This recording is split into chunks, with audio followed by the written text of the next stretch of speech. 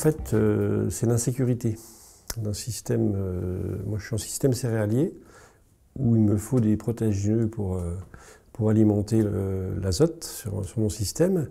Et en fait, je me suis vite rendu compte que les févroles et les pois essentiellement, c'est risqué dans ma région. C'est-à-dire, c'est très aléatoire. Et non seulement en termes de rendement, mais surtout en termes de suivi, enfin l'après la récolte. Si je loupe des févroles, en fait derrière je salis ma parcelle. Et ça en bio, c'est mortel. Et en définitive, j'ai commencé à associer donc févrole avoine, ce qui se faisait bien. Et je me suis rendu compte que pour les févroles c'est bien, sauf que l'avoine, qu'est-ce que j'en fais?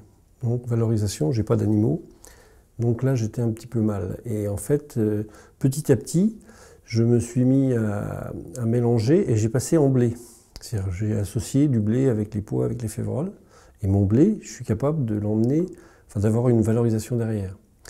Mais ceci dit, en restant à des équilibres où j'avais plus de protéagineux que de blé, j'avais encore le risque du climatique qui fait que, il y a des années, en 2016 par exemple, j'avais des belles févroles, un peu de blé avec, et malheureusement, le mois de juin, enfin on a connu l'hiver, le printemps humide, les maladies, j'ai fait une catastrophe, c'était catastrophique. Et au final, aujourd'hui, je suis en train de m'orienter depuis 2 ans. En fait, j'inverse les rôles, je mets un blé. Mon blé, c'est ma mine, c'est ma richesse, c'est ma sécurité. Et derrière ça, je mets un peu de protéagineux que je dilue. En fait, je mets le même nombre de grains sur l'exploitation, mais je le mets sur plus de surface. Et je rajoute plus de blé.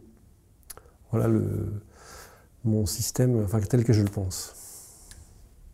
Et en fait, je ne me pose pas trop de questions. Je suis sur 80% d'implantation de blé en termes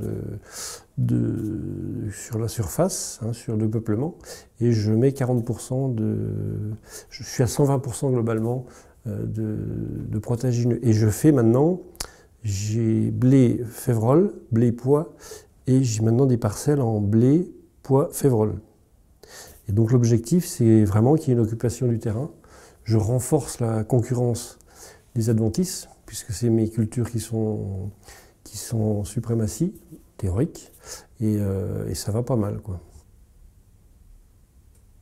Et la sécurité, je dors bien, parce qu'au mois de juin, si je vois que j'aurai pas de févrole parce qu'il a fait 40 degrés comme l'an dernier, c'est pas grave parce que j'ai mon blé, et donc je suis serein, et ça c'est important. Et la deuxième chose, c'est que mes parcelles sont plus catastrophiques après la moisson. Ils sont toujours pas propres, mais j'ai pas infesté une parcelle. Et ça, c'est très important.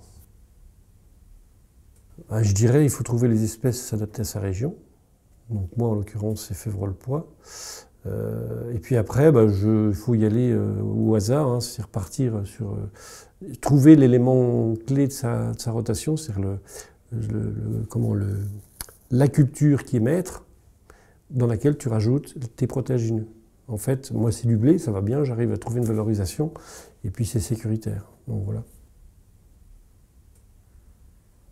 Alors ça, c'est complètement génial. Enfin, c'est dommage que j'ai 56 ans, parce qu'il me reste plus trop de temps à bosser, enfin encore un peu, mais je rêve, je vais dire un truc qui va vous faire sourire, mais je rêve d'une forêt céréalière. C'est-à-dire des plantes, le plus de plantes possible, mais non pas des plantes de campagne, mais des plantes productives. C'est-à-dire que je les mène tous à la récolte. Donc ça veut dire qu'il faut quand même des maturités qui vont bien, des possibilités de tri et aussi de récolte. Donc c'est un peu le rêve, mais je pense qu'il faut que j'arrive à trouver des plantes qui s'incorporent au-delà des févroles et des pois. Voilà mes perspectives.